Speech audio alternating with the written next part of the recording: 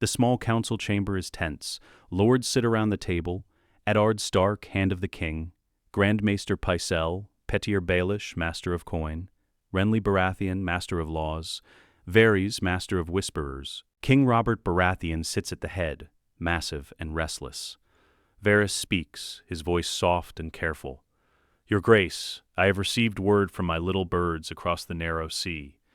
Regarding the Targaryen girl, Robert leans forward. What about her? She is with child, Your Grace, married to Khal Drogo of the Dothraki. The pregnancy is confirmed. Silence. Robert's face darkens. A Dothraki brat with Targaryen blood. Yes, Your Grace, Varys says. The child would have a claim, however distant. However nothing. Robert slams his fist on the table. Do you know what a Dothraki horde can do? 50,000 screaming warriors with bells in their hair? And now one of them is married to the last Targaryen girl? You think Drogo gives a damn about the narrow sea? You think he won't cross it if his wife whispers the right words? Your Grace, Ned says quietly. The girl is 14 years old, a child herself, and the babe in her belly is innocent. Innocent? Innocent? Robert's voice shakes the room. I killed Rhaegar Targaryen on the Trident. I smashed his dragon chest with my hammer. I ended their line. And now you're telling me there's another dragon spawn breeding across the sea? The girl has done nothing. She exists, Ned. That's enough. Robert stands, pacing. We fought a war to put an end to Targaryens. Not to Aerys, not to Rhaegar, to Targaryens. Every last one of them. Yes, I want them dead. Mother and child both. I won't be part of this. You're my hand. You'll do as I command. Then find yourself another hand. Ned stands. I won't put my name to murder. Robert stares at him. The room holds its breath. Sit down, Ned. No. Sit down. Ned doesn't move. I came to King's Landing to serve you, to help you rule justly, not to help you kill children across the sea because you're afraid of ghosts. Robert's face is purple with rage, but he doesn't shout. Instead, his voice goes quiet. Dangerous. Everyone out, now. The small council scrambles to leave. Varys glides out last, face expressionless. The door closes. Robert and Ned stand alone. You think I'm afraid of ghosts? Robert asks. I think you're haunted by the past, by Rhaegar, by Lyanna, and you're taking it out on a girl who never did anything to you. That girl is Rhaegar's sister, Aerys's daughter. Targaryen blood, and Targaryen blood always turns to madness. You know it? I know it. The whole damn realm knows it. Enough of them were, and I won't risk it. I won't risk another mad king, another burning, another rebellion. Robert moves closer. The girl dies, Ned. Her child dies. That's final. I need you. You need someone who'll tell you what you want to hear. That's not me. Robert's eyes narrow. You've gone soft, Ned. Living in the North, honorable Ned Stark, who can't stomach the hard choices. But I remember what you were like during the war. I remember you fighting, killing, doing what needed to be done. I fought to end a tyrant, not to murder children. And what about your children, Ned? What about Robb, Sansa, Arya? What happens when a Dothraki horde lands on Westeros and burns Winterfell to the ground? Will your honor keep them safe? Ned goes silent. The Targaryen girl lives. She's a threat. Robert continues, her child lives. It's a threat, and threats need to be eliminated before they become armies. I won't do it, even if it means protecting your family, your house, your people. Not like this. Robert studies him for a long moment. Then he speaks, and his voice is ice. What about your bastard? Ned goes very still. Jon Snow, Robert says. Your shame, your stain on Catelyn's marriage bed. The boy you brought back from war and raised at Winterfell like a son. What about him? He's what, 14, 15? About to take the black and join the Night's Watch. Send him away before he becomes a problem, before he starts asking questions about his mother. Is he really? Robert leans in close. Because I've wondered, Ned, all these years, you're the most honorable man I know. You don't lie. You don't cheat. You don't break your vows. And yet you come back from war with a bastard and refuse to name the mother? It's not your concern. Everything about you is my concern. You're my hand, my friend, my brother in all but blood. And I've let you keep your secret all these years because I trusted you. Robert's voice drops to a whisper. But now I'm wondering, what if Jon Snow isn't your bastard? What if he's someone else's child? Someone you swore to protect? Robert, what if he's a Targaryen? The word hangs in the air like a sword. Ned's face is stone. You're drunk. I'm clear-headed for the first time in years. Jon Snow, dark hair, yes. Gray like a Stark. But something else too, something I've seen before. Robert circles him. Rhaegar took Lyanna. He raped her. She died. You came back with her body and a baby. A baby you claimed was yours. But what if it wasn't? Stop. What if Lyanna gave birth before she died? What if that baby is Jon Snow? What if you've been hiding a dragon spawn in Winterfell for 14 years? Stop! Ned's shout echoes in the chamber. Robert smiles, not a happy smile, a predator's smile. Prove me wrong, Robert says. Send the boy east, to Pentos, to kill the Targaryen girl. If he's your bastard, just some common-born Snow, he'll do it.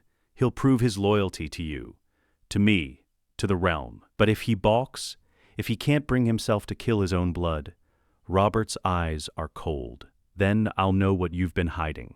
You're insane. I'm a king, and I'm giving you a choice, Ned. Send Jon Snow to Essos. Give him the mission, bring me Daenerys Targaryen's head, or I'll assume you've been sheltering a dragon in the north, and act accordingly. You'd kill Jon? I'd kill every Targaryen I could find, just like I should have done 15 years ago.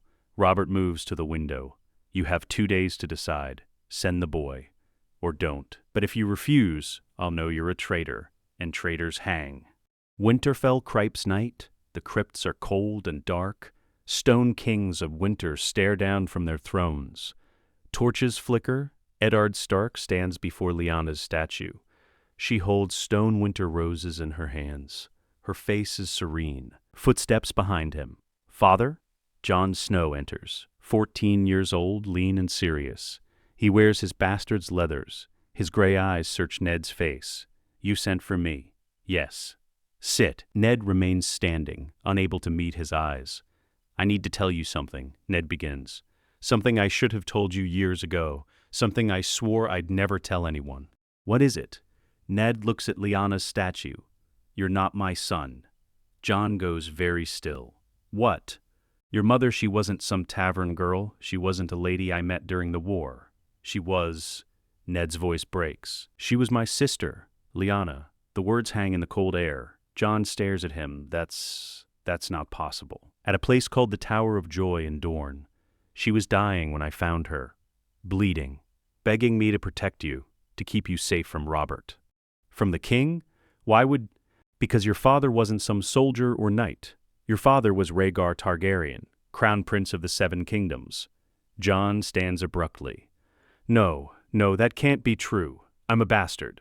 I'm Jon Snow. I'm your Lyanna Stark's son. Rhaegar Targaryen's son. By all rights, you should be Jon Targaryen, or Aegon, or whatever name Rhaegar gave you before he died. Ned finally looks at Jon. But I couldn't let anyone know. Robert would have killed you. He killed Rhaegar's other children, smashed the baby's head against a wall. I couldn't let that happen to you. So you lied. For 14 years. Yes.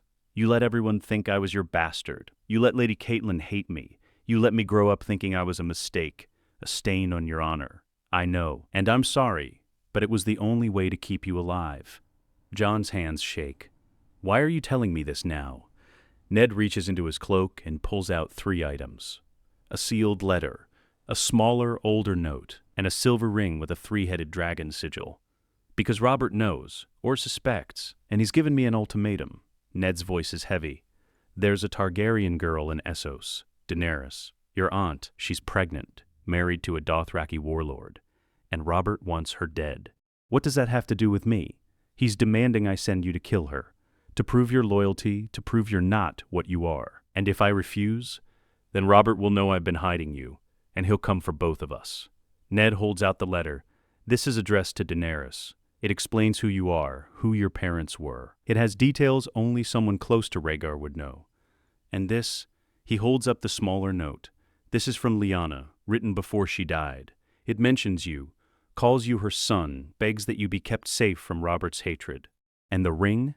Rhaegar's. I took it from the Tower of Joy. It's recognizable to anyone who knew him, anyone loyal to House Targaryen.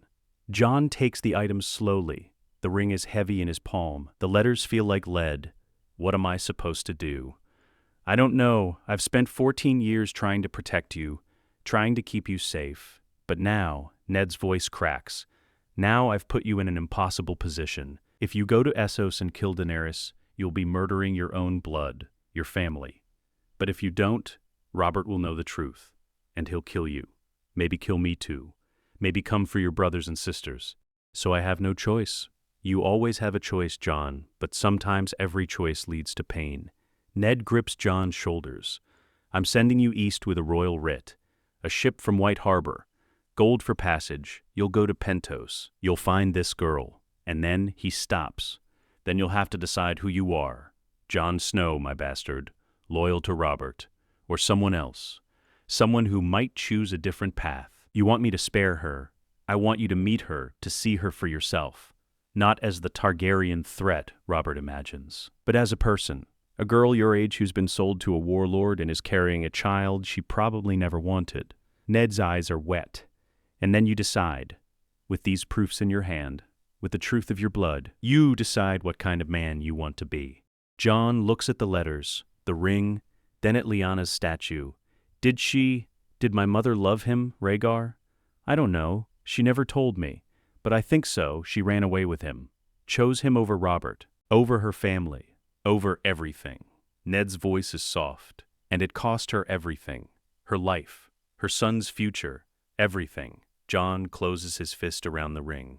When do I leave? I've arranged for an escort to White Harbor. The ship sails in 2 weeks. You'll arrive in Pentos about a month from now. Ned pulls Jon into an embrace. I'm sorry. For all of this. For the lie. For putting this burden on you. You deserved better. Jon stands rigid in his arms. I don't know who I am anymore. You're my son. Not by blood, but by choice. I raised you. I taught you. I loved you. That doesn't change. Jon pulls back. You're not my father. Lady Stark isn't my mother. Robb isn't my brother. I'm not a Stark. He can't finish. You're both. Stark and Targaryen. Wolf and dragon. And that's not a curse, Jon. It's a gift, if you can learn to carry it. Jon doesn't answer. He turns and walks out of the crypts, the proofs clutched in his hand. Ned watches him go, then he sinks down before Lyanna's statue and weeps. Promise me, Ned, he whispers. I promised, and now I've broken him. Forgive me. Winterfell, courtyard dawn. The courtyard is gray with pre-dawn light. Horses stamp and snort. A dozen men in stark colors prepare to ride. Jon stands with a small pack. His sword, his cloak, nothing else. Robb approaches. Jon, I heard you're leaving. For the wall. Jon can't meet his eyes. Not the wall, the king. He has another task for me. What task? I can't say. Robb frowns. That's not like you. We tell each other everything. Not this time. Jon, what's going on? Father's been strange. You're leaving without warning. What? I have to go, Robb. Please. Don't ask me questions I can't answer. You're my brother. Whatever's happening, I can help. I'm not your brother. The words come out harsher than Jon intended. Robb reels back as if struck. What? I'm a bastard, remember? That's what everyone says. That's what Lady Catelyn reminds me every day. I'm not a Stark. I'm a Snow. And now I have to go do what bastards do. Whatever our lords command. Jon mounts his horse. The escort falls in around him. Robb stands in the courtyard, confused and hurt, as Jon rides through the gates of Winterfell. From a window above, Catelyn Stark watches. Her face is hard, satisfied the bastard is finally leaving. From another window, Ned watches. His face is grief. And from a third window, young Arya watches, tears streaming down her face. Bye, Jon, she whispers. Come back. The King's Road 5 days later, day. Jon rides in silence. The Stark men around him don't try to talk. They know something is wrong but can't name it. At night, Jon lies awake in his bedroll, turning Rhaegar's ring over and over in his hands. The three-headed dragon catches the firelight. He reads Lyanna's note by candlelight. My dearest brother, if you're reading this, I am gone. I died giving life to my son, to the dragon prince's child. His name should have been Aegon, but I think of him as Jon. After Jon Arryn. After goodness and honor. Rhaegar loved me. I loved him. We married in secret. Our son is no bastard, though the world will call him one. Protect him, Ned, please. Robert's rage will not spare a child. Keep him safe. Keep him hidden. Let him live. Promise me, Ned. Your sister, Lyanna. Jon folds the letter and puts it away. His hands shake. He doesn't know who he is anymore. Everything he thought he knew, his father, his family, his place in the world, has turned to ash. He's not Jon Snow, bastard of Winterfell. He's something else, something he doesn't have a name for yet. And in 3 weeks, he'll meet Daenerys Targaryen, his aunt, his blood, and he's supposed to kill her. White Harbor, the docks 10 days later. White Harbor is gray and cold. The bight stretches out to the horizon, choppy with wind. Jon stands on the docks. The ship, a merchant vessel called the Mermaid's Prayer, is being loaded with cargo. The captain, a hard-faced man named Groleo, inspects the manifest. The Stark escort prepares to return to Winterfell. Their leader, a grizzled man-at-arms named Jory Castle, approaches Jon. Lord Snow, Jory says. He's the only one who's called Jon that. Not bastard, not boy. Lord Snow. The ship leaves with the morning tide. 2 weeks to Pentos if the winds hold. Captain Groleo knows you're on the king's business. He'll see you safe. Thank you, Jory. Jory hesitates. My lord, I've served your father since I was a boy, and I know him. He's the best man I've ever known. If he's sending you east on the king's business, it's for a reason. Trust him, and trust yourself. What if I don't know who I am anymore? Jory studies him. Then find out. That's what men do. They find out who they are, in war, in peace, in the hard choices. He grips Jon's shoulder. You're Ned Stark's son. That's enough. Remember that. Jon nods. But inside he thinks, I'm not. I'm not his son. Jory and the escort ride away. Jon boards the ship alone. Captain Groleo eyes him warily. You're the king's man? Yes. Royal business in Pentos? Yes. Don't want to know more than that. Groleo spits over the rail. Keep to yourself. Don't bother the crew. We'll get you there in one piece. Jon descends to the tiny cabin he's been assigned. It's barely large enough for a hammock and a chest. The walls are damp, the ceiling is low. He sits on the chest and pulls out the 3 proofs. Ned's letter, Lyanna's note, Rhaegar's ring, and he thinks about Daenerys Targaryen, a girl he's never met, a girl who's his family. The ship lurches as it leaves the dock. Jon closes his eyes and feels the world shifting beneath him. He's sailing east, toward a choice he doesn't know how to make, toward a girl who's either his enemy or his kin, toward a future that terrifies him. The Mermaid's Prayer catches the wind and heads out to sea. Behind them, Westeros fades into gray mist. Ahead, across the narrow sea, Essos waits. And in Pentos, Daenerys Targaryen prepares for a wedding she doesn't want. Neither of them knows that their lives are about to collide. Neither of them knows that the boy sailing east with murder in his orders and truth in his pocket will change everything. The ship sails on. The narrow sea, 12 days later, night. Jon stands on deck, watching the stars. The crossing has been rough. Storms, seasickness, long days of nothing but gray water. He spent the time reading and rereading the letters, memorizing every word, trying to understand, trying to figure out who he is. Captain Groleo approaches.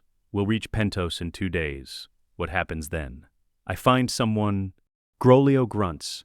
King's business always is. Word of advice, boy. Whatever you're planning, think twice. Pentos isn't Westeros. Different rules. Different players. You go around killing the wrong people, you'll end up in a ditch. I'll be careful. You're 14. Careful isn't in your blood yet. Groleo walks away.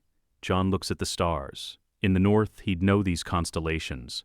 The Ice Dragon, the Crone's Lantern, the Moon Maid. But here the stars are different, unfamiliar. He's in a strange sky now. And ahead in Pentos, a girl waits. A girl with silver hair and purple eyes. A girl who's carrying a child. A girl who's done nothing except be born with the wrong name. Jon touches the knife at his belt. Robert's knife, given to him by Ned with explicit orders. If you can't do it with this, don't do it at all. It's a good blade, sharp, balanced, made for killing.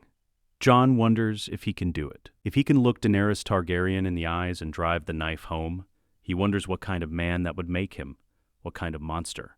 The ship sails on through the dark. Pentos, Illyrio's mans. 2 days later, day. Pentos is massive, larger than White Harbor, larger than anything Jon has ever seen. The streets are crowded with people speaking languages he doesn't understand. The smells are overwhelming: spices, perfume, sweat, rot. Jon makes his way through the city following the directions Ned gave him, to Illyrio Mopatis, Magister of Pentos, friend to the Targaryen cause, friend to Varys. The manse is enormous: yellow walls, gardens, servants everywhere. Jon is stopped at the gate by guards. "State your business." "I'm here to see Magister Illyrio, on behalf of..." Jon hesitates. "On behalf of Lord Eddard Stark, Hand of the King." Minutes later, the gates open. Jon is led through gardens and courtyards to a large chamber draped with silk, and there, lounging on cushions like a grotesque yellow slug, is Illyrio Mopatis. He's enormously fat. His beard is forked and oiled. His fingers drip with rings. He smiles when he sees Jon, and the smile is calculated. "Jon Snow," Illyrio says. His voice is rich and smooth, or should I say, something else. "My dear friend Varys sent word that a young man from the north would be arriving, a bastard on the king's business. But also," Illyrio's eyes gleam, "also something more interesting. Come, sit. We have much to discuss." Jon sits carefully, hand near his knife. Illyrio claps his hands. Servants bring wine and fruit. "You've come a long way. The narrow sea is treacherous this time of year. But you're here now, and timing, as they say, is everything." "I'm looking for Daenerys Targaryen." "Of course you are. Everyone is looking for Daenerys these days, the last Targaryen princess. Well, one of the last. Her brother Viserys is here too, though he's..." Illyrio waves a hand. "Difficult, entitled, unpleasant. But the girl. Ah, the girl is something special. Where is she?" "She was married yesterday, to Khal Drogo, a great Khal of the Dothraki, 50,000 warriors at his command. The wedding was memorable." Illyrio sips his wine. "They're still camped outside the city, the Khalasar.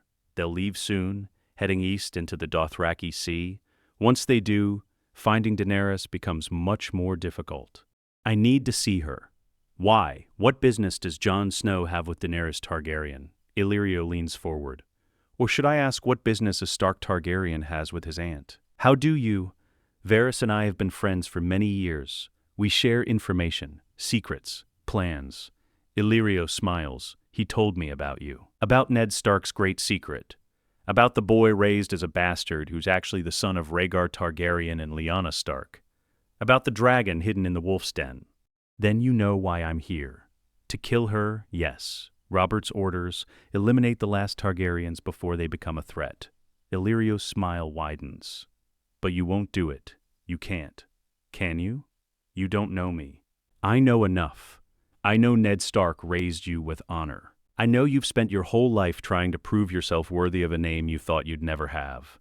And I know that murdering a 14-year-old girl in cold blood isn't something Jon Snow can do. No matter what Robert commands, Jon stands." "Where is she?" Illyrio sighs. "Stubborn, like your father, both of them." He claps his hands again. A servant appears. "Prepare a horse and an escort. Take young Jon to the Khalasar. Introduce him to Khal Drogo as a Westerosi sellsword seeking employment." "Sellsword? You need a reason to be there, to stay close to Daenerys. And Drogo respects warriors. You can fight, yes? Ned Stark would have trained you. I can fight. Good. Then you'll fight for the Khal. Prove yourself. Earn his trust. And in the meantime," Illyrio's eyes gleam, "you'll have all the time you need to decide what to do about Daenerys. Why are you helping me? Because, dear boy, you're far more valuable alive than dead, and Daenerys is far more valuable with allies than alone." Illyrio stands, his bulk shifting. "Go. Meet her. See for yourself what kind of person she is. Then decide. But know this. Whatever you choose, it will change the world, for better or worse." Dothraki camp outside Pentos sunset. The Dothraki camp is chaos. Thousands of riders, horses everywhere, campfires, the smell of roasting meat, screams and laughter. Jon rides in with Illyrio's escort. Eyes follow them. Dothraki warriors stare at the strangers with suspicion. They're brought to the center of the camp, to a large tent where Khal Drogo sits on furs. Drogo is massive, copper-skinned, black hair and a single long braid down to his waist. His eyes are dark and unreadable. Beside him, on smaller cushions, sits Daenerys Targaryen. Jon's breath catches. She's small, delicate, silver gold hair braided back, wearing Dothraki leathers that don't quite fit. Her eyes, violet like the legends say, are wary and haunted. She looks terrified. Illyrio's translator speaks to Drogo in the Dothraki tongue, gestures to Jon. Drogo studies Jon for a long moment, then grunts something. The translator turns to Jon. The Khal asks if you can fight. Yes, more Dothraki. Drogo gestures. The Khal says prove it. Tomorrow you fight one of his blood riders. If you survive, you ride with the Khalasar. The implication is clear. Jon nods. Tomorrow, then.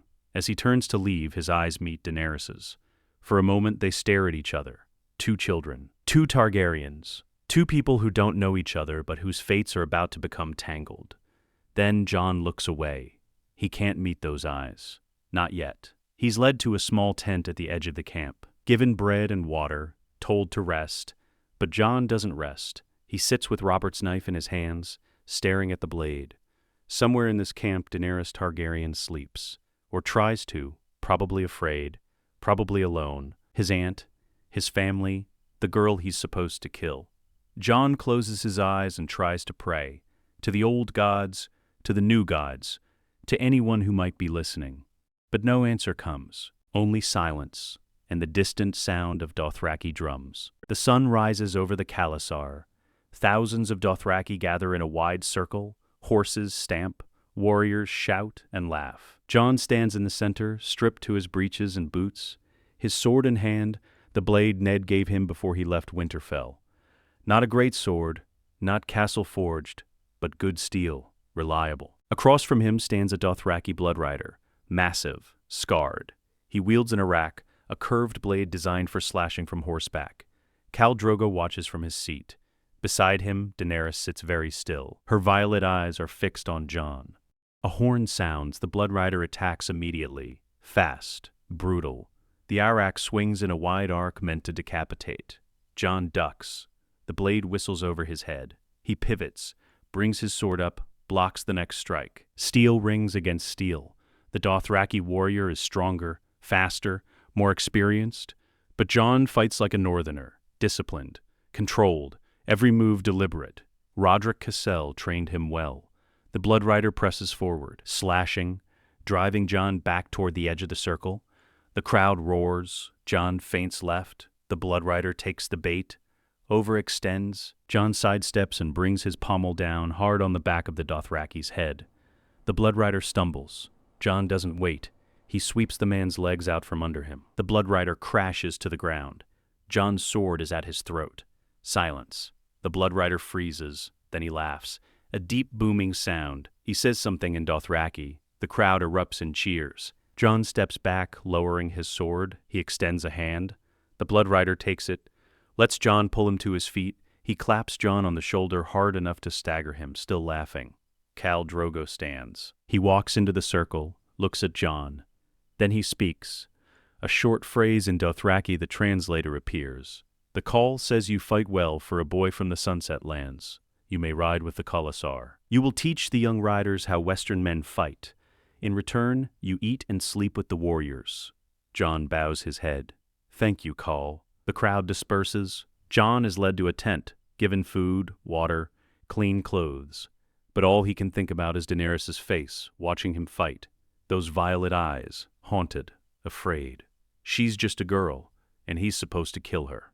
Dothraki camp, 3 days later, day. The Khalasar begins its journey east. Thousands of riders, horses, wagons, slaves, moving like a slow river across the grasslands. Jon rides near the back with the lesser warriors. He watches, learns, listens. The Dothraki speak little common tongue, but some do, and Jon picks up fragments of their language, enough to understand commands. Directions. He sees Daenerys from a distance sometimes, riding beside Drogo, small and pale among the copper-skinned warriors. She looks fragile, breakable. But something changes each day. She sits straighter in her saddle, holds her head higher. She's learning too. On the third day, Jon sees another Westerosi, a knight in worn armor, Ser Jorah Mormont. Jon recognizes the name. The sigil, House Mormont of Bear Island, an exile, a slaver, a man Ned Stark sentenced to death. Jorah notices Jon immediately. His eyes narrow. He approaches. "You're Stark's bastard." "Yes. What are you doing here?" "The same thing you are. Serving." Jorah's jaw tightens. "Ned Stark is the reason I'm in exile. He condemned me for selling poachers, destroyed my house, my name, everything. You broke the law. I did what I had to do to survive, and your father showed no mercy." Jorah steps closer. "So I'll ask again. What is Ned Stark's bastard doing in a Dothraki Khalasar?" "That's my business." "Or did Ned send you? Is this some northern plot? Some attempt to—" "I'm not here for Ned." Jon's voice is cold. "I'm here for myself." Jorah studies him. "You're lying, but I don't care why you're here. Just stay away from Daenerys. She doesn't need more complications. You're protecting her." And the call, Jorah glances toward Drogo's tent. Drogo is a good man by Dothraki standards, but she's still a terrified girl sold into marriage. "So yes, I'm protecting her, including you." Jorah walks away. Jon watches him go. Then he looks toward Daenerys' tent. He hasn't spoken to her yet, hasn't approached her, hasn't even acknowledged her beyond that first glance. But the letters in his pack burn like fire. He needs to talk to her.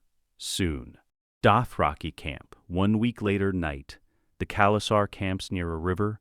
Campfires dot the grasslands like fallen stars. Jon finds a spot away from the main camp. Near the water, he needs to think. He pulls out the letters, reads them again by moonlight. Lyanna's note, Ned's letter to Daenerys, Rhaegar's ring. 3 pieces of proof that Jon Snow is not who he thought he was. "What are you reading?" Daenerys stands a few feet away. She's alone. No guards, no handmaids. She wears a simple Dothraki tunic. Her silver hair is loose around her shoulders. She looks younger than 14, fragile, but there's something in her eyes, a strength that wasn't there before. Jon quickly hides the letters. Nothing, just personal things. "The one who beat Kotho in the circle. Yes, I watched you." She moves closer. "You fight differently than the Dothraki, more controlled, like you're thinking every move. We don't have the luxury of open battlefields. We fight in snow, in forests. We have to be careful." "You're from the north, then? Winterfell?" Jon hesitates. "Yes, I've never been to Westeros. I was born after my family fled.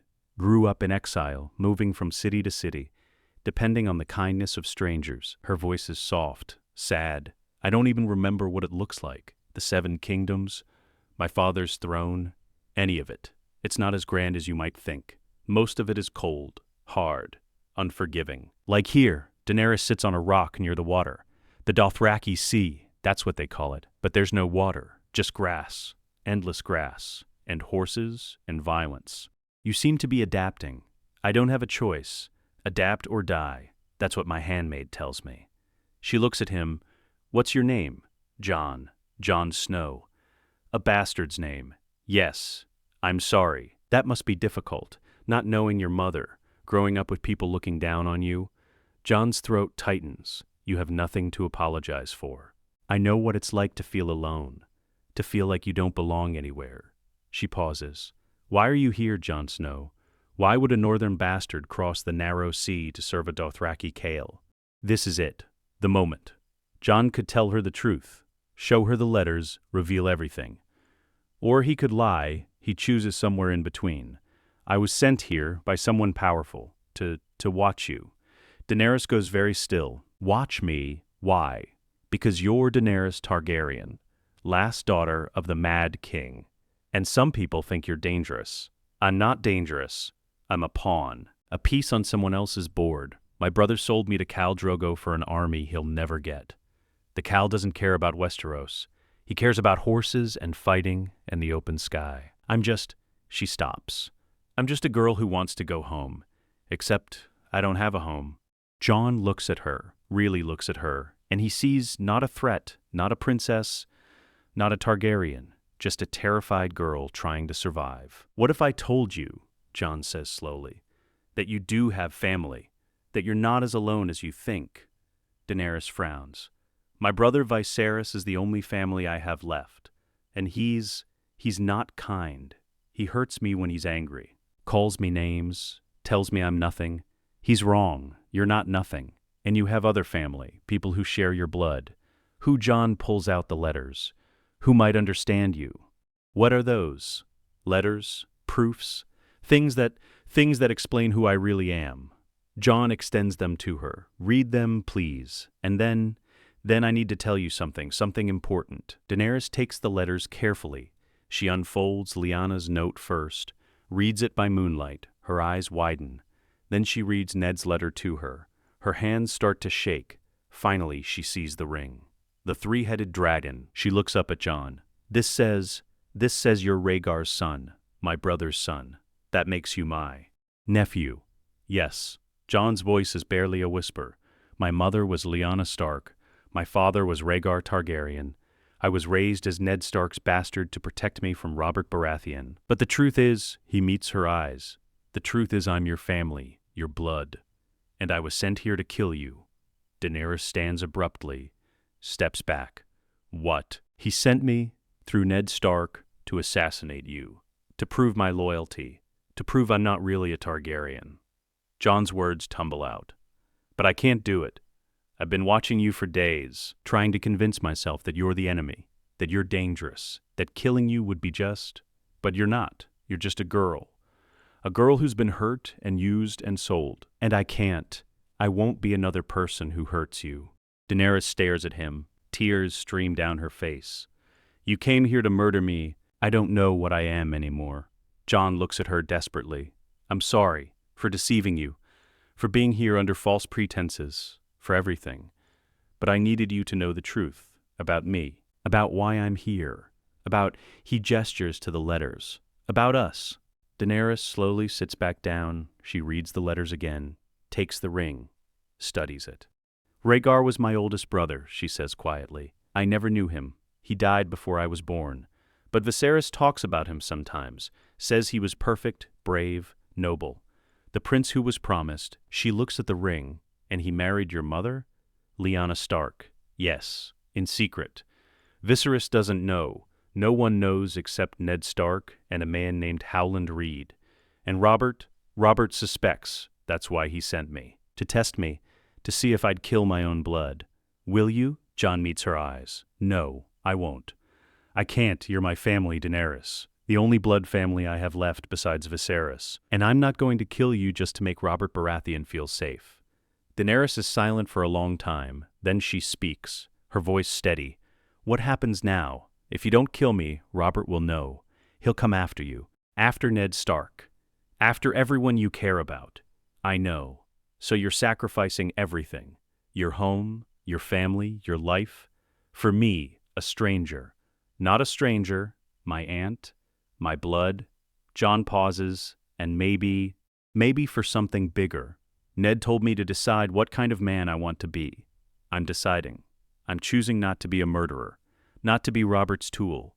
I'm choosing to be someone who protects family, even if it costs me everything.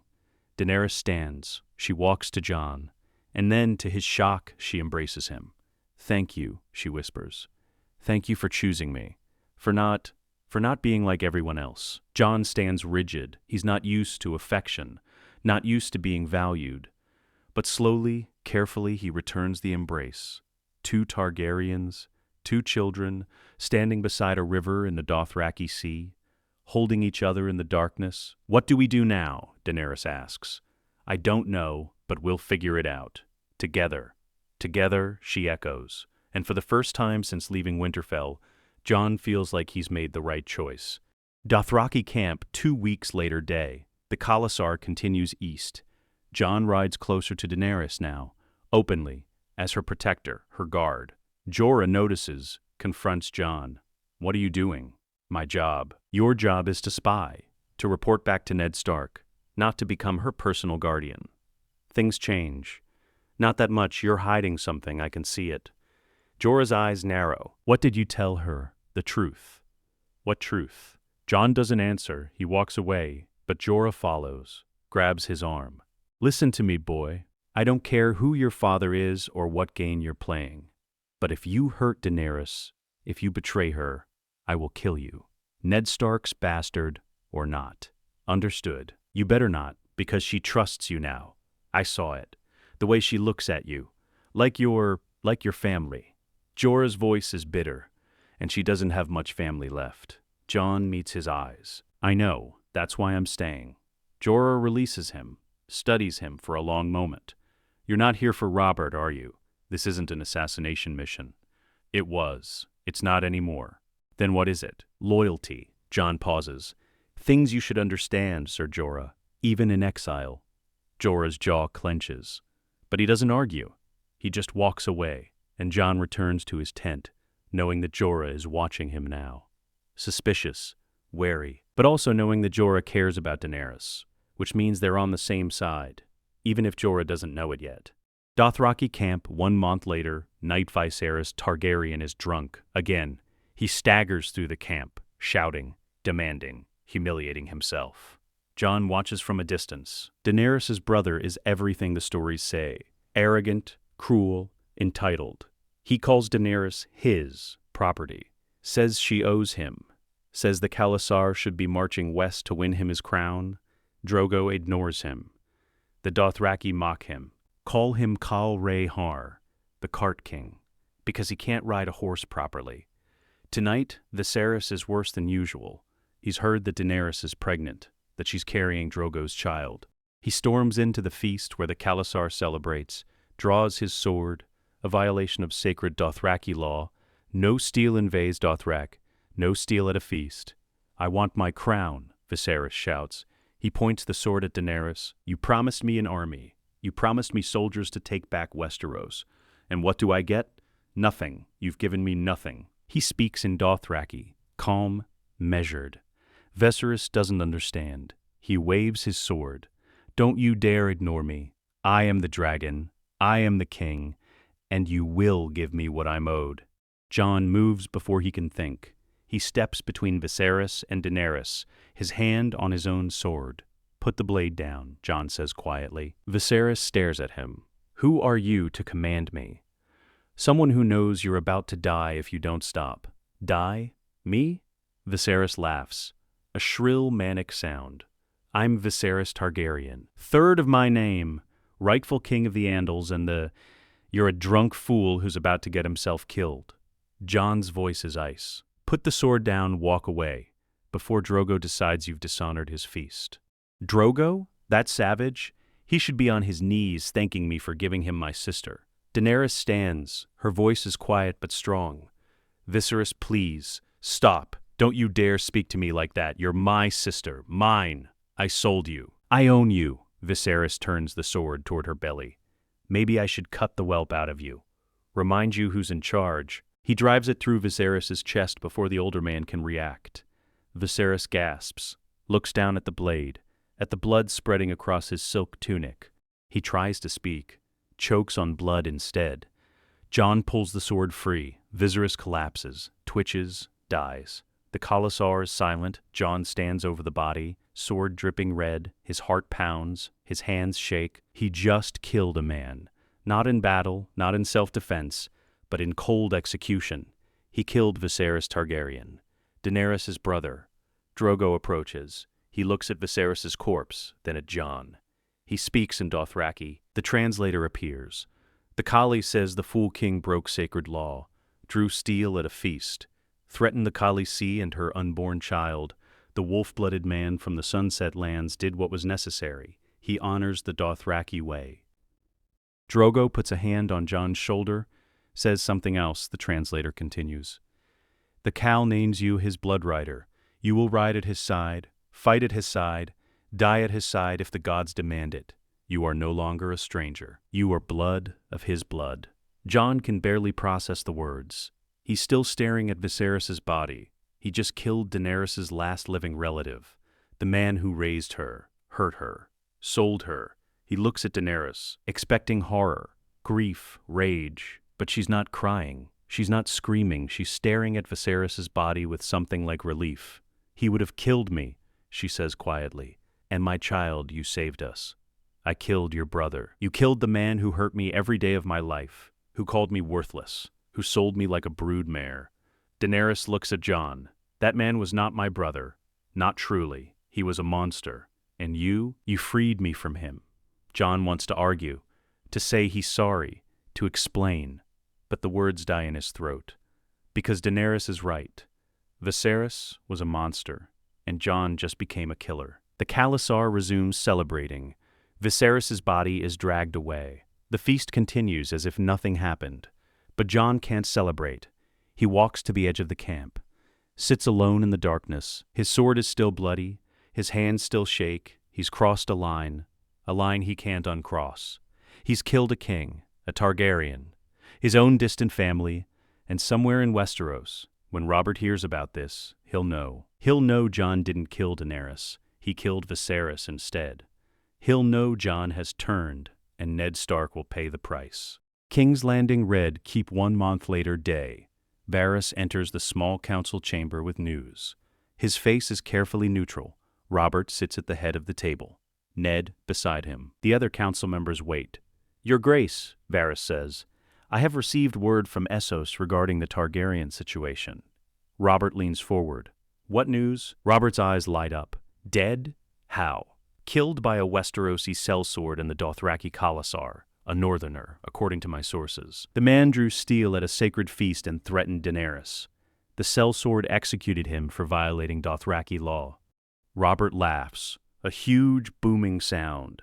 "A northerner killed Viserys Targaryen. That's perfect. 1 dragon down. What about the girl?" "She is pregnant, under the protection of Khal Drogo and the khalasar. And," he pauses delicately, "and the sellsword who killed Viserys now rides as one of Drogo's blood riders." Robert's smile fades. "What did you say?" "The sellsword has been named a blood rider, Your Grace. He fights for the Khaleesi." "What sellsword? What's his name?" "My sources say he's a bastard from Winterfell, Your Grace," called Jon Snow. Robert turns slowly to look at Ned. Ned's face is stone, but inside his heart stops. "Jon Snow," Robert says. His voice is quiet, deadly. "Your bastard, the boy you sent to kill the Targaryen girl, is now protecting her, fighting for her, riding with the Dothraki. I don't understand. Don't you?" Robert stands. "I gave you a simple task, Ned. Send the boy, kill the girl, prove your loyalty, and instead, your bastard joins them, kills Viserys but spares Daenerys, becomes her protector." "Robert, I swear I didn't." "You lied to me!" Robert's roar shakes the chamber. "For 14 years you lied. That boy isn't yours, is he? He's Rhaegar's, Rhaegar and Lyanna's, and you've been hiding him, protecting him, raising a dragon in my kingdom." "Robert, please." Guards. Gold cloaks flood the room. They seize Ned, pull him from his chair. Ned doesn't resist. He can't, because Robert is right.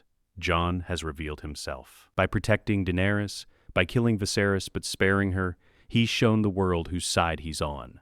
And now Ned will pay for it. "Eddard Stark," Robert says, his voice cold, "I arrest you for treason, for conspiring with Targaryen loyalists, for hiding a Targaryen pretender, for betraying your king." He leans close. "You chose your bastard over me. You chose the dragons over the realm. And now you'll hang for it." "Robert, take him to the black cells. Let him rot while I decide how he dies." Ned is dragged away. The small council sits in stunned silence. Robert sinks back into his chair. His face is red. His hands shake. "Varys," he says, "send word to Essos. I want assassins. Dozens of them. I want the Targaryen girl dead. I want Jon Snow dead. I want the whole damn khalasar burned to the ground." "Yes, Your Grace." "And send word to Winterfell, to Robb Stark. Tell him his father is a traitor. Tell him to choose the North or the dragons, because this ends now, one way or another." Robert sits alone in the chamber, staring at nothing, thinking about Ned, about Jon, about how everything has gone wrong. Dothraki Sea 2 months later day. The khalasar rides east, deeper into the grass sea. Farther from Westeros, Jon rides beside Daenerys now, as her blood rider, her protector, her family. She's visibly pregnant. Her belly swells, she glows with health and strength. The Dothraki worship her, call her their Khaleesi, their moon of their life, and Jon is her shadow, always there, always watching. Jorah rides on her other side. He's stopped questioning Jon, stopped suspecting. He sees how Jon protects her, how he stands between her and danger, how he's chosen her over everything else. One night as they camp under the stars, Daenerys sits beside Jon. "I heard something," she says, "from one of Illyrio's messengers. About Westeros." "What?" "Your father, Ned Stark, has been arrested for treason, for harboring you, for," she looks at him, "for protecting me." Jon's world stops. "What?" "Robert knows. About you, about us. And he's arrested Ned. He's going to execute him." Jon stands. His hands clench. "I have to go back. I have to." "I don't care. Ned raised me, loved me, protected me my whole life. I can't let him die for my choices." "Jon," Daenerys stands too, takes his hands. "Ned made his choice. He sent you here knowing what might happen. He chose to protect both of us, you and me. And now we have to honor that choice by surviving, by staying alive, by," she pauses, "by being strong enough to fight back." "Fight back how?" "I'm one man. You're pregnant. We're in the middle of the Dothraki Sea with no army, no dragons, no... We have the right, the truth, the blood. That's not enough. It will be, someday, when we're ready, when the time is right." She squeezes his hands. "But for now, we survive, we learn, we grow strong. And we remember who hurt us, who killed our family, who tried to destroy us. Robert." Daenerys' eyes are hard. "The usurper, the man who killed my father, destroyed my family, hunted me across the world, and now," she touches her belly, "now he's trying to kill my child. Your family, our blood, the fire." She's not the terrified girl he met in Pentos anymore. She's becoming something else, something dangerous. "What do we do?" Jon asks. "We wait, we prepare. And when the time comes," Daenerys smiles, "we take back what was stolen, the throne, the realm, everything." Jon nods slowly. "Together, together," she echoes. And in that moment something shifts. A bond forms, an alliance. Wolf and dragon, Stark and Targaryen. Two children who've been hurt and betrayed and hunted. Two children who are about to become something much more. Dothraki Sea, 3 months later night. Khal Drogo is dying. The wound on his chest, from a minor skirmish with a rival Khalasar, has festered. Infected. The Magi Miri Maz Dur tried to heal him with her blood magic. But something went wrong. Drogo lies in his tent, breathing but not living. His eyes are open but empty. A Khal who cannot ride is no Khal. Daenerys kneels beside him weeping. Her belly is huge now. The child due any day. Jon stands guard outside the tent. Jorah beside him. She's going to do something, Jorah says quietly. Something desperate. "I know. Can you stop her? Would you?" Jorah is silent. Inside the tent, Daenerys makes her decision. She orders the funeral pyre built. Massive. Large enough for a cow. The Dothraki obey. They pile wood and oil and sacred grass. They place Drogo's body on top. Still breathing, still alive. But no longer a cow. Daenerys places 3 dragon eggs on the pyre. Gifts from Illyrio. Fossilized. Ancient. Dead. She looks at Jon. "Will you trust me? What are you going to do?" "Something impossible. Something mad. Something that only fire and blood can do." "Daenerys, you can't. I can, and I will. Because I'm not just a Khaleesi. I'm not just a girl." She looks at him with eyes of violet fire. "I'm the blood of the dragon, and it's time to wake them." Stands among the wood and oil and eggs. The Dothraki gasp. Jorah shouts. Jon starts forward. But Daenerys raises her hand. "If you love me," she says to Jon, "trust me, climb up here with me. Stand beside me. Be with me when I do this. You'll burn." "Will I?" She smiles. "Or will you? You're Rhaegar's son. Dragon's blood. Fire and blood. If I'm right, if the old magic still lives, then we won't burn, neither of us. And if you're wrong, then we die together. As family. As blood." Jon looks at the pyre, at the dragon eggs, at Daenerys standing fearless among the flames, waiting to ignite.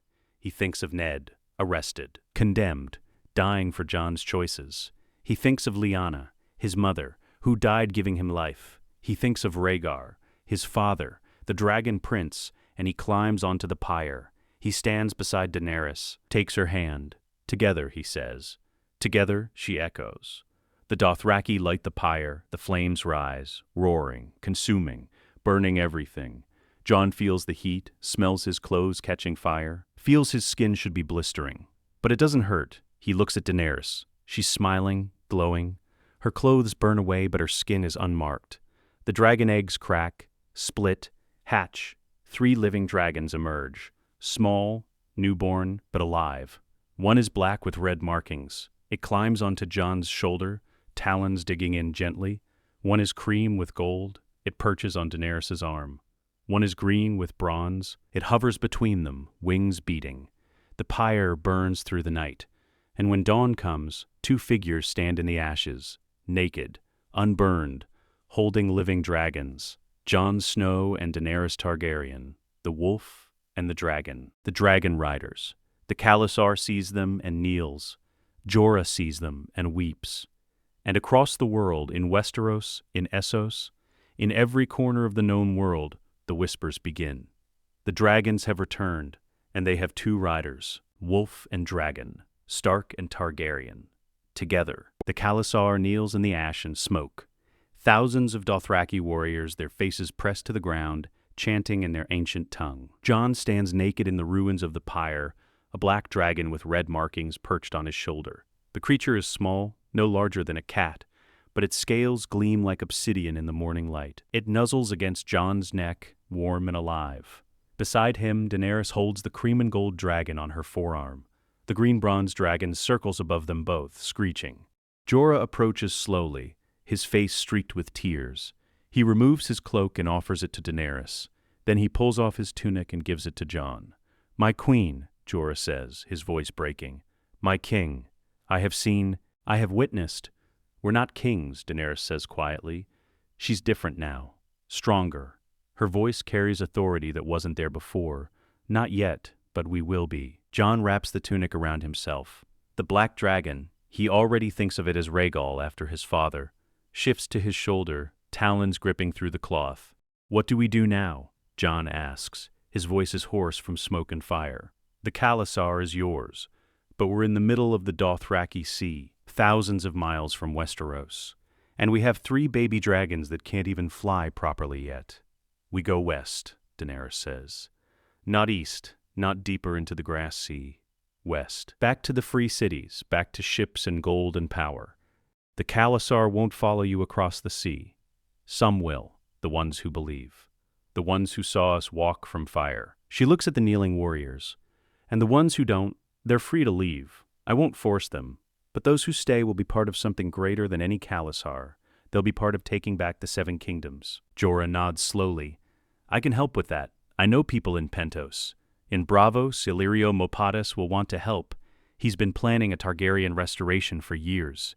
And with dragons," he stares at the creatures. "With dragons, everything changes." "Then we ride for Pentos," Daenerys says. "Today, now, before word spreads too far, before Robert can send more assassins."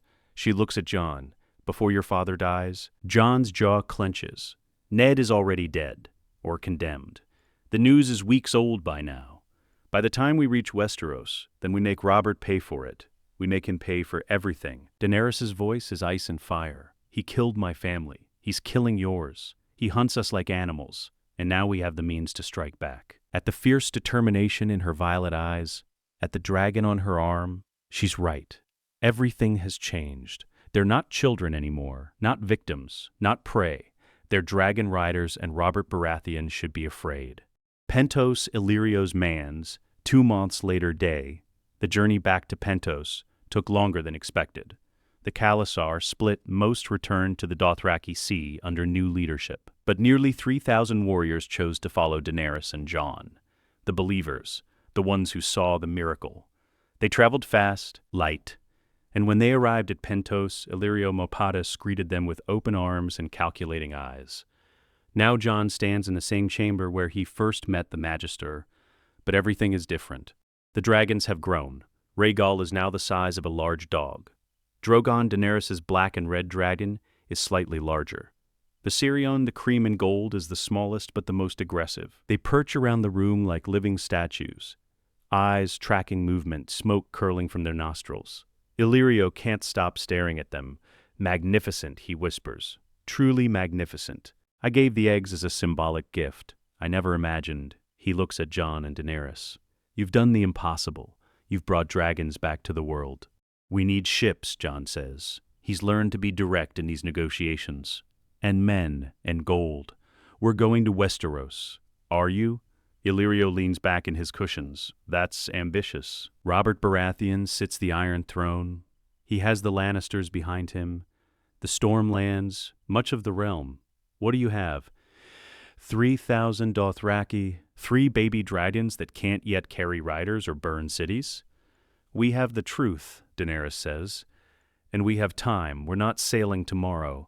But we need to prepare. We need allies, resources, a base. She looks at Illyrio. You've been planning a Targaryen restoration for years. You told Jon as much. Now you have 2 Targaryens, 2 dragon riders, and living dragons. Are you going to help us or not? Illyrio studies them both. Then he smiles. I had different plans, a different candidate, a boy I've been raising since birth to be the perfect king. But he gestures to the dragons. Plans change, and you're far more valuable than I ever imagined. Yes, I'll help. But not with ships to Westeros. Not yet. Why not? Illyrio leans forward. There's news from Westeros, news that changes everything. Eddard Stark is dead, executed in King's Landing 3 weeks ago, beheaded on the steps of the Sept of Baelor. The words hit Jon like a physical blow. He staggers. Daenerys grips his arm. No, Jon whispers. No, he can't be. I'm sorry, Illyrio says, and he almost sounds sincere. But it's true. Robert had him tried for treason, for hiding you, for conspiring with Targaryens. And then he had him killed. Jon can't breathe, can't think. Ned is dead, the man who raised him, protected him, loved him. Dead because of Jon's choices. There's more, Illyrio continues. Robb Stark has called his banners. He's marching south with the north behind him. He's declared war on Robert, on the Lannisters, on everyone who had a hand in Ned's death. Robb, Jon breathes, his brother, no, not his brother, not by blood, but by everything that matters. The realm is fracturing, Illyrio says. Robert is dying, a boar wound, infected, made worse by drink and stress. The Lannisters are scrambling to secure power through Cersei's children. The Riverlands are joining the north. Stannis Baratheon is on Dragonstone making his own claim. The realm is about to tear itself apart.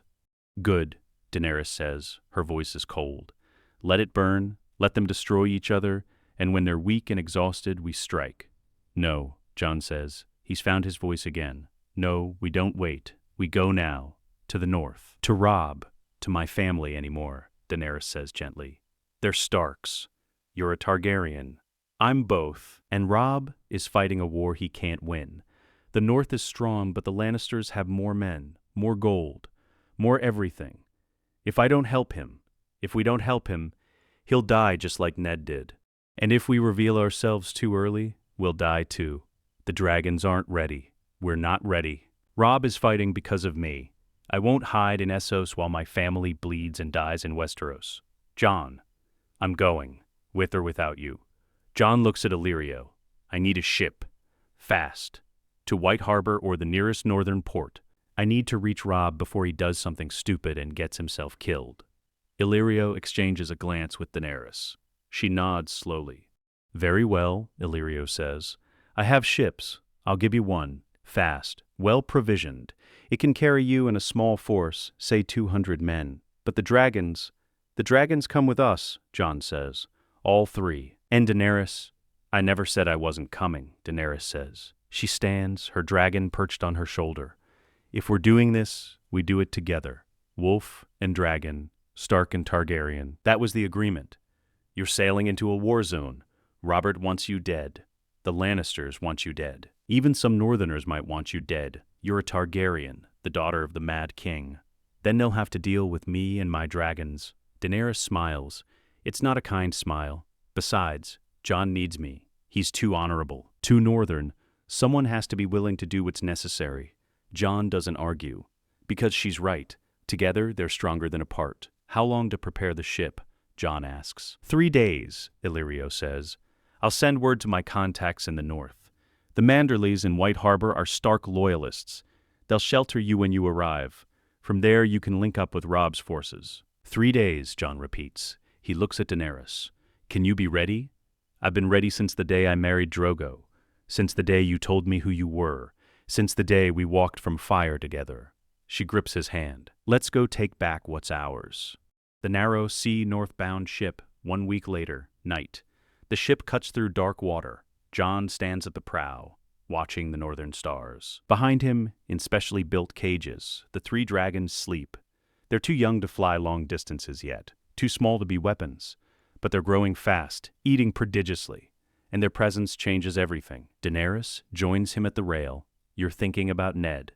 Always. He made his choice, Jon. He chose to protect you, to save you. That's what fathers do. He wasn't my father. Not by blood. Blood doesn't make a father. Choice does. He chose to raise you, to love you, to die for you. Daenerys pauses. My father was the Mad King. He burned men alive. He went insane, but Ned Stark chose to be your father despite having no obligation. That makes him more of a father than any bloodline. Jon's throat tightens. I miss him. I know, and you'll honor him by protecting his son, by helping Robb, by making sure his death meant something. What if we're too late? What if Robb is already dead? What if... Then we avenge him. We burn the ones responsible. We take the throne. We rule justly. We make Westeros into something Ned Stark would be proud of. Daenerys looks at him. But we're not too late. I feel it. We're arriving exactly when we're meant to. Jon wants to believe her, wants to have that certainty. But all he feels is dread. White Harbor, the docks 10 days later. Dawn. The ship docks at White Harbor as the sun rises. The city is gray and cold and familiar. Jon stands on deck with Daenerys. Behind them, the dragon cages are covered with heavy canvas. They can't reveal the dragons yet, not until they're sure of their reception. Lord Wyman Manderly himself comes to the docks with a heavy guard. He's enormously fat, jovial, and sharp as a blade beneath the smiles. Lord Snow, Manderly says. He doesn't call Jon bastard. He's too clever for that. Or should I say something else? The rumors from Essos have been remarkable. Just Jon is fine, my lord. And the lady? Manderly looks at Daenerys, takes in her silver hair, her violet eyes. She's Targaryen. No denying it. The last time a Targaryen was in White Harbor was, well, it's been a very long time. I'm Daenerys Targaryen, she says. No fear, no hesitation. Daughter of Aerys, sister of Rhaegar, and I've come to help the North. Manderly's eyebrows rise. Have you now, and why would a Targaryen help the North? We fought against your family. Bled against your family. Ned Stark died because Robert thought he was hiding Targaryen secrets. Ned Stark was hiding Targaryen secrets, Jon says quietly. Me. I'm Rhaegar's son. Lyanna Stark's son. Ned raised me as his bastard to protect me from Robert. And now, he looks at Manderly. Now I'm here to help Robb. To help the North. Because this is my home. These are my people. And I won't let them fight alone. Manderly studies them both for a long moment. Then he laughs. A huge, booming sound. Well, this is unexpected. A Targaryen bastard and a Targaryen princess. Coming to White Harbor with... He glances at the covered cages. With cargo that makes my guards very nervous. Dragons, I'm told. Living dragons? Yes, Daenerys says. 3 of them. Small, young, but growing. And ours. I want to see them, not here, not in public. Take us somewhere private, somewhere secure, and we'll show you everything. Manderly nods slowly. Very well. Come to the Newcastle, we'll talk, and you'll tell me everything, and then I'll decide whether to help you or hand you over to Robert's bounty hunters. But Jon catches the edge in his voice. The North is at war, and even loyal lords have to be careful. Newcastle White Harbor, hours later, day. Manderly's private chambers are warm and secure. Guards at every door. No servants. Just Manderly, Jon, and Daenerys. And the 3 dragons. Manderly stares at them with wide eyes. Rhaegal perches on Jon's shoulder. Drogon on Daenerys' arm. The The Syrian prowls the floor investigating. Gods, Manderly whispers. Living dragons. I never thought. The stories say they all died, that the last dragon was smaller than a cat, deformed. And these, he reaches out slowly. Rhaegal sniffs his hand, then allows him to touch the black scales. They're real.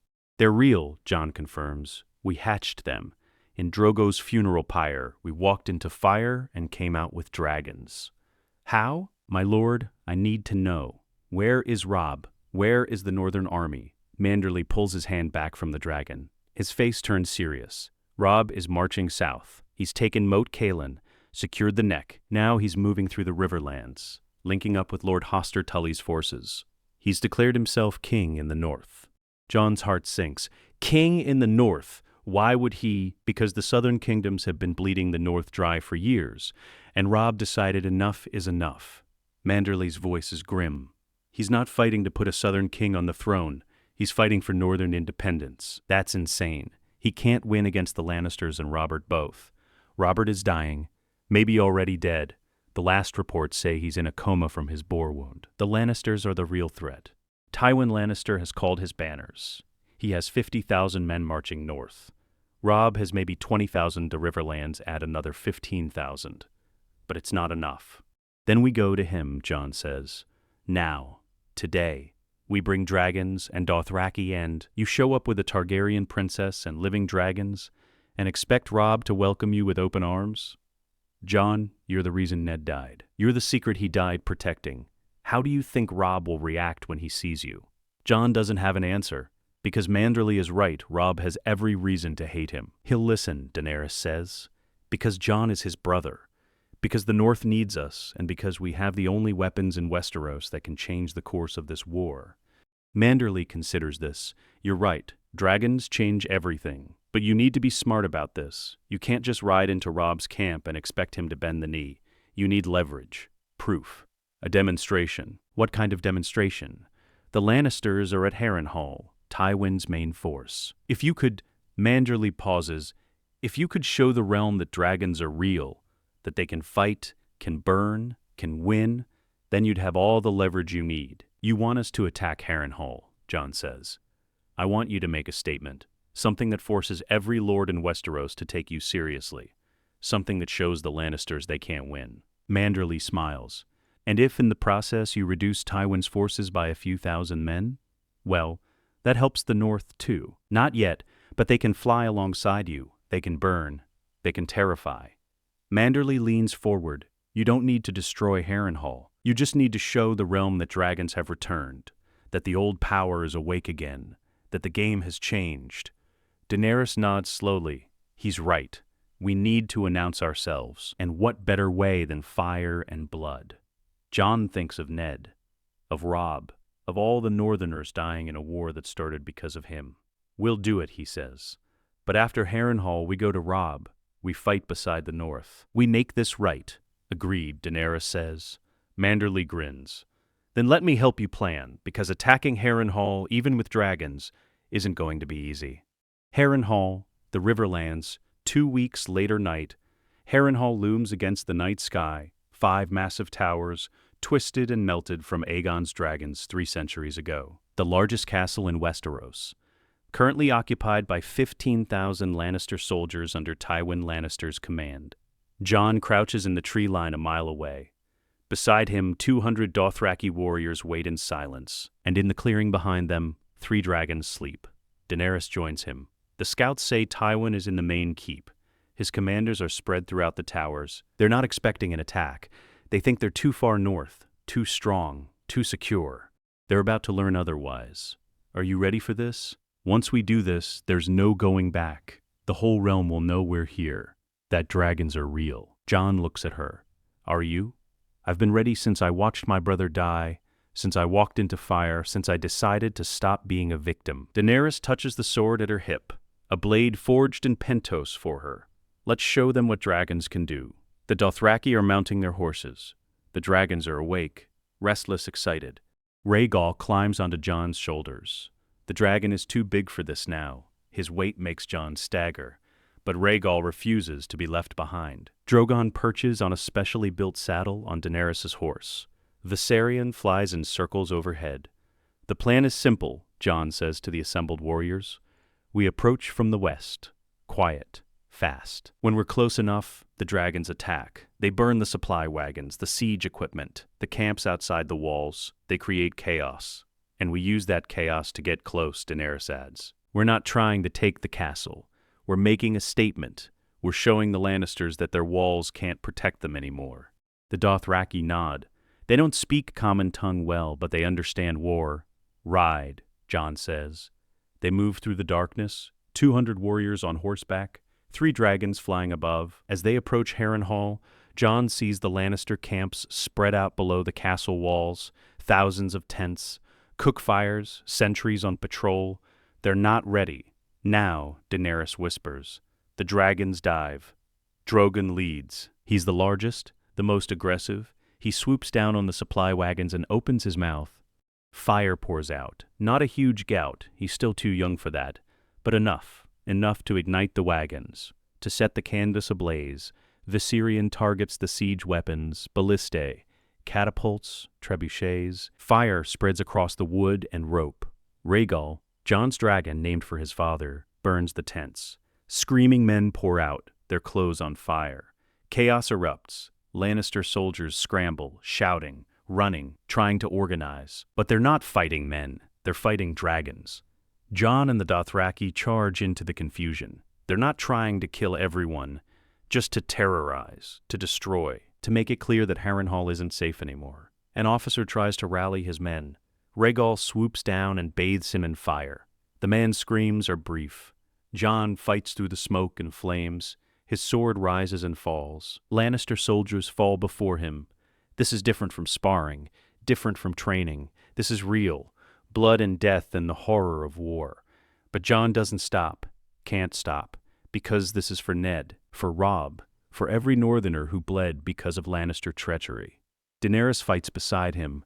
She's surprisingly good with a blade, not as skilled as Jon, but fast and vicious. And Drogon protects her, burning anyone who gets too close. They fight for an hour, maybe 2. Jon loses track of time. Finally, a horn sounds. Retreat. The Dothraki wheel their horses and ride back into the darkness. The dragons follow, screeching triumph. Behind them, Harrenhal burns. Not the castle itself. That's stone. Unburnable. But the camps. The supplies. The siege equipment. And more importantly, the myth of Lannister invincibility. They ride hard through the night, back to White Harbor, back to safety. As dawn breaks, Jon looks back at the smoke rising from Harrenhal. They did it, they announce themselves. And now the whole realm knows. Dragons have returned. White Harbor, New Castle. 3 days later, day. The realm explodes with the news. Ravens fly from castle to castle carrying the same impossible message. Dragons. Living dragons. Attacking Harrenhal. Some lords dismiss it as myth, exaggeration, panic. But too many soldiers saw them, too many witnesses survived, and when a raven arrives at White Harbor from Robb's army, Jon reads it with shaking hands. Jon, I heard what you did. I heard about the dragons. I heard you're in White Harbor with the Targaryen girl and an army. I don't know what to think. Father died because of you, because of secrets he kept, because of who you are. But the North is dying. The Lannisters are destroying us.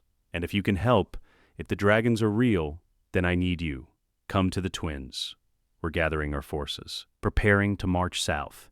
If you stand with us, stand with the North, then come.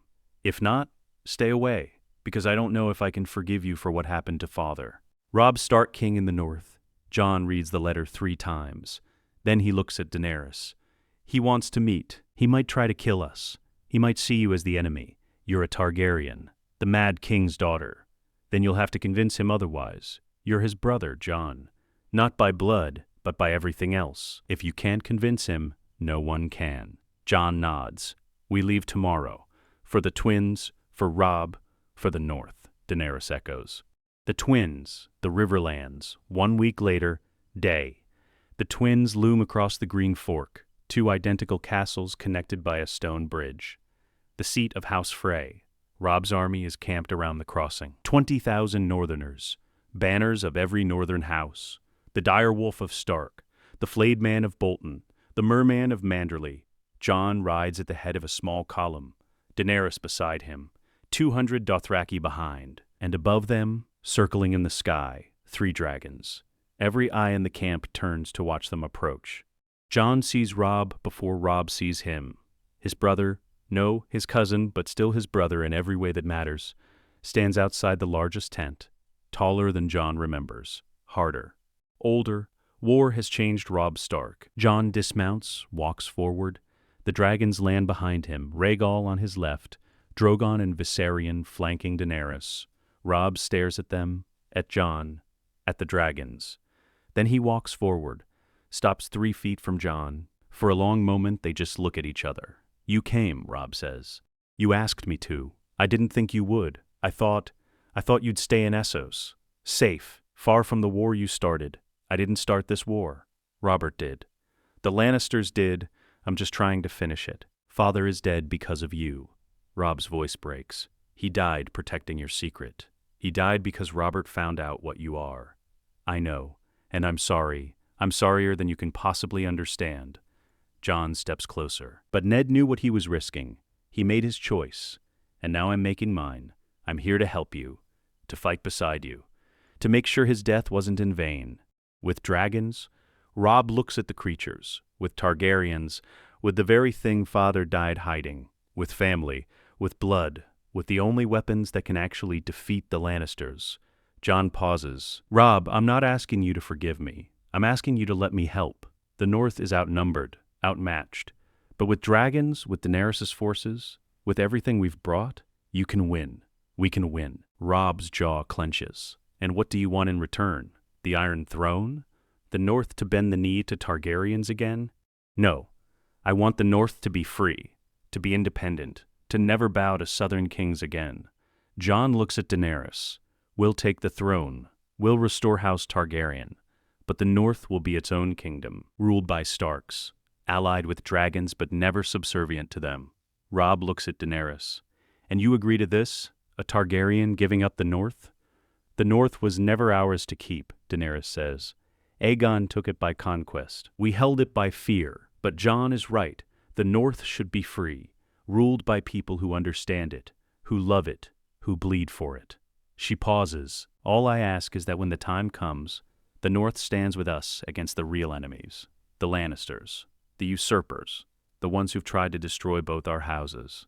Robb studies them both. Then he looks at his assembled lords, at the great Jon, at Roose Bolton, at Wyman Manderley, who traveled south to be here. "What say you?" Robb asks them. "Do we ally with dragons, with Targaryens, with my brother who isn't my brother?"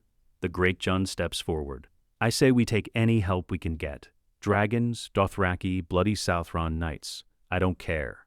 The Lannisters killed Ned Stark. They're trying to kill all of us. And if Jon Snow brings us the weapons to make them pay, then I'll fight beside him." Roose Bolton speaks, his voice quiet and cold.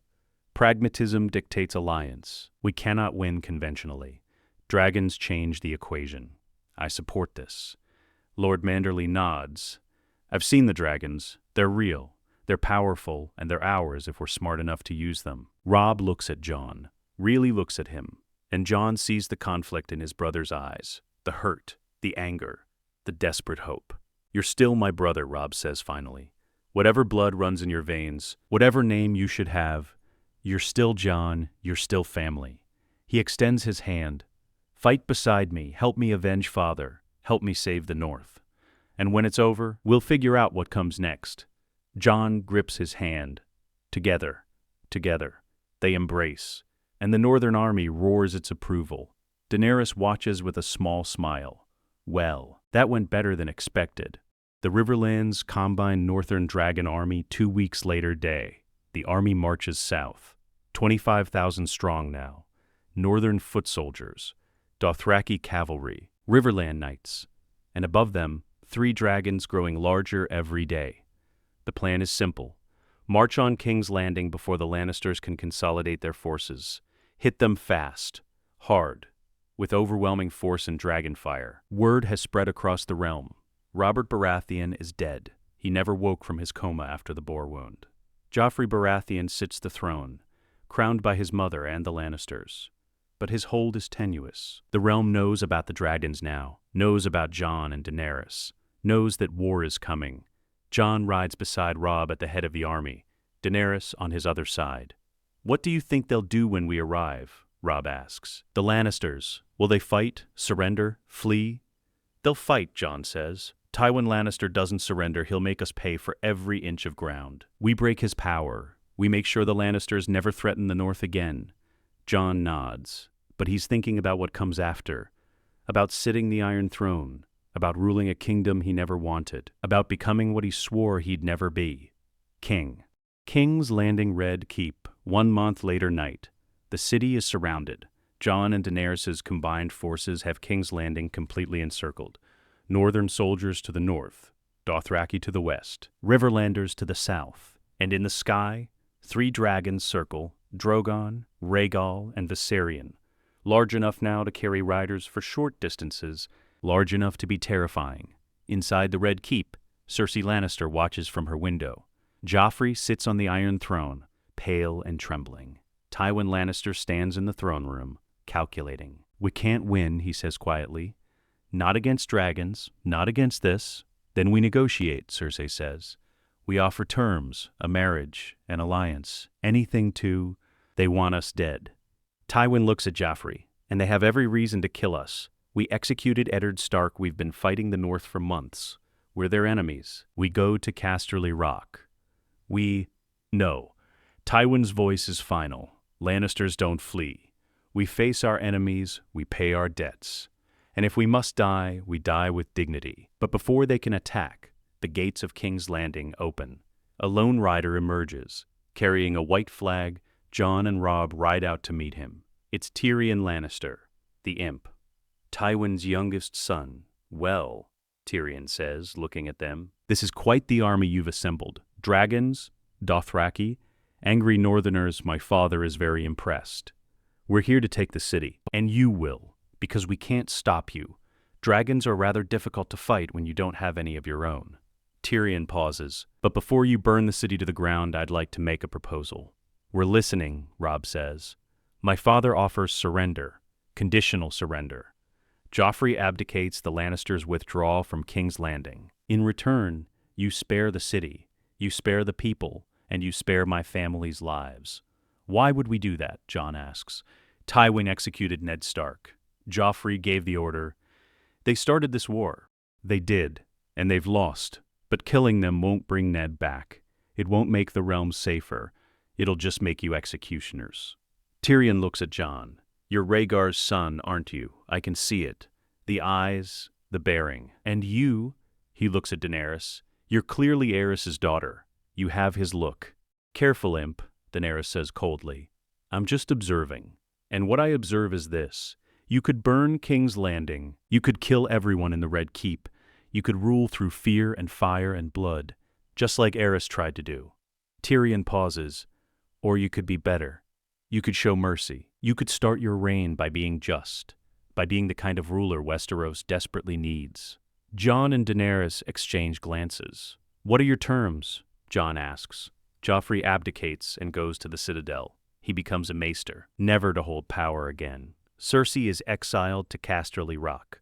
She lives out her days there, powerless. Tyrion's voice wavers. "Tywin faces trial for Ned's execution. Whatever you decide, he accepts. Death or exile or service. His choice is your choice. And you?"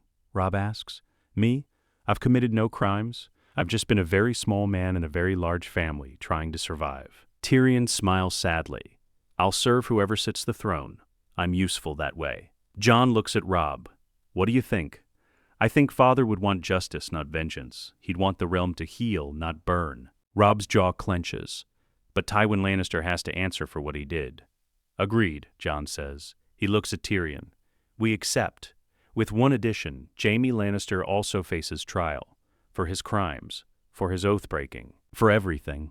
Jaime is complicated, but I'll bring your terms to my father." Tyrion rides back to the city. Jon and Daenerys wait. Red Keep throne room the next day. The throne room is packed. Every lord who survived the war. Every power player in the realm. Jon and Daenerys enter together, Robb behind them, The three dragons perch on the gallery above, watching with intelligent eyes. Tywin Lannister stands before the Iron Throne, straight, proud, unrepentant. Jaime Lannister stands beside him. The Kingslayer, the man who broke his oath to kill Aerys. Joffrey is gone, already on a ship to Old Town to begin his life as a maester. Cersei watches from a corner, her face a mask. Jon climbs the steps to the Iron Throne. He doesn't sit, not yet. Instead, he speaks. Tywin Lannister, you are accused of treason, of executing Eddard Stark, Hand of the King, on false charges, of starting a war that killed thousands, of conspiring to usurp the throne through your daughter and her bastard children. Jon's voice carries through the hall. How do you answer? Tywin meets his eyes. I did what was necessary to protect my house, to protect the realm. Eddard Stark was harboring a Targaryen pretender. He lied to the king, he betrayed his oaths. I executed him for treason. He protected a child, a baby who would have been murdered for his blood, and that child grew into a weapon, into you, into this. Tywin gestures around the room. An army, dragons, war. Everything Robert feared came true, because Ned Stark chose sentiment over duty. Ned Stark chose mercy, chose love, chose to protect an innocent child from a king's paranoia. Jon's voice hardens. And you murdered him for it. You didn't give him a trial. You didn't give him justice. You just cut off his head and sent it to his family. Because that's what strong rulers do. They make hard choices. They become tyrants. Daenerys speaks for the first time. My father was a tyrant. He burned men for imagined slights. He saw enemies everywhere. He became the very thing he feared. And you, Lord Tywin, are following the same path. I'm nothing like the Mad King. You're exactly like him. Ruthless, pragmatic, willing to kill anyone who threatens your power. Daenerys climbs the steps to stand beside Jon. But unlike him, you'll face justice. Real justice. Not fire and blood, not madness. Justice. Tywin's jaw clenches. Then give your judgment. Jon looks at Robb. You're the one who lost the most. Your father, your family's honor. What would you have us do? As a traitor, as a murderer, as payment for Ned Stark's death. And you? Jon looks at Daenerys. I would show mercy, exile him, strip him of lands and titles. Let him live out his days knowing he lost, that everything he built is gone. Jon looks at Tywin. You have a choice. Death by beheading, carried out by me. As Ned Stark taught me, he who passes the sentence should swing the sword. Or life imprisonment on the wall. You'll take the black. You'll serve the night's watch for the rest of your days. You'll die in the cold and darkness, forgotten. Tywin's face is stone. Those are your options? Death or the wall? Yes. For a long moment, Tywin doesn't answer. Then he speaks, his voice quiet. I choose death. I will not end my days as a frozen slave on the wall. If I must die, I'll die as a lion. Jon nods. So be it. He draws his sword, the same blade he carried from Winterfell, the same blade that killed Viserys, the same blade that's tasted blood across 2 continents. Tywin Lannister, Jon says, I, Jon of House Stark and House Targaryen, sentence you to die for the murder of Eddard Stark and the crimes you've committed against the North. Do you have any last words? Tywin kneels, straight-backed even now. Tell my family, tell them the lion does not concern himself with the opinions of sheep. Tywin Lannister dies instantly. The throne room is silent. Jon wipes his blade clean. Then he turns to Jaime. And you, Kingslayer, what should we do with you? Jaime meets his eyes. I killed your grandfather, the Mad King. I broke my oath. I've been called Kingslayer for 17 years. Do what you will. Because he was going to burn the city, everyone in it. 1 million people. He'd hidden wildfire everywhere. Under the sept, under the slums. And he was going to light it all because he'd rather destroy King's Landing than let Robert take it. So you killed him to save the city. Yes. Jon looks at Daenerys. Your father, your family. What do you think? Daenerys stares at Jaime for a long moment. My father was mad. I know that. Everyone knows that, and if you hadn't killed him, 1 million people would have died. She pauses. But you broke your oath. You killed the king you swore to protect. That can't go unpunished. Then punish me. I will. Daenerys' voice is firm. You'll serve as a member of the Kingsguard again, but this time you'll serve a king who deserves protection, and you'll spend the rest of your life proving that you can keep an oath. or you'll die trying. You're not executing me? I'm giving you a chance to be more than the Kingslayer. To be Sir Jaime Lannister, protector of the realm. Will you take it? Jaime kneels.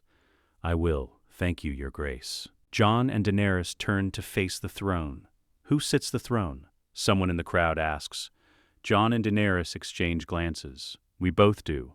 Jon says, a Targaryen and a Stark, fire and ice, dragon and wolf. We'll rule together, equally, and we'll make this realm into something worth protecting. And the North?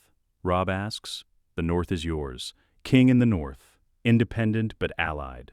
We'll protect each other. Trade. Cooperate. But you'll never bow to a southern throne again. Robb nods.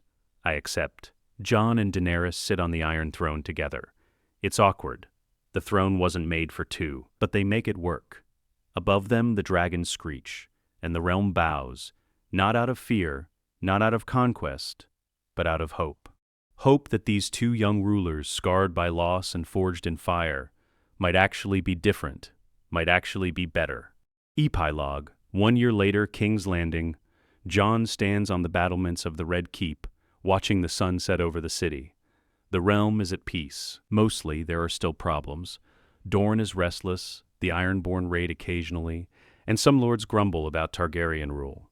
But things are better. The dragons patrol the skies.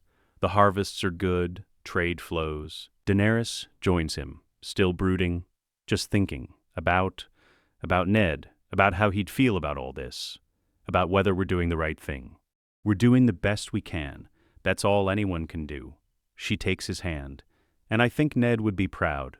You honored his memory, you protected Robb. You brought peace. Together. Together, she echoes. In the distance, Rhaegal and Drogon fly in lazy circles. Viserion perches on the highest tower of the Red Keep, watching over the city. Do you ever regret it? Jon asks. Choosing this? Choosing me? Choosing Westeros over everything else? Every day. Daenerys smiles. But I'd make the same choice again, because this is where we belong. This is our home. And this is our chance to make things better. Jon pulls her close. I love you. I know and I love you too, Jon Snow. Jon Targaryen, Jon Stark, whatever name you want. Just Jon, then. She kisses him. The man who walked into fire, who chose family over duty, who became a king despite never wanting to be one. We became kings, both of us. Then let's be the best kings this realm has ever seen. Let's prove that Targaryens can rule justly, that Starks can rule wisely, that together we can build something that lasts. They stand on the battlements as night falls, watching their dragons fly over the city they've sworn to protect. And for the first time in a very long time, Jon feels at peace. Not because the war is over, not because they won, but because he finally knows who he is. Jon Snow, Jon Targaryen, Jon Stark, wolf and dragon, fire and ice, king. And he's going to spend the rest of his life earning it. Let us know what you'd like to see next. The end.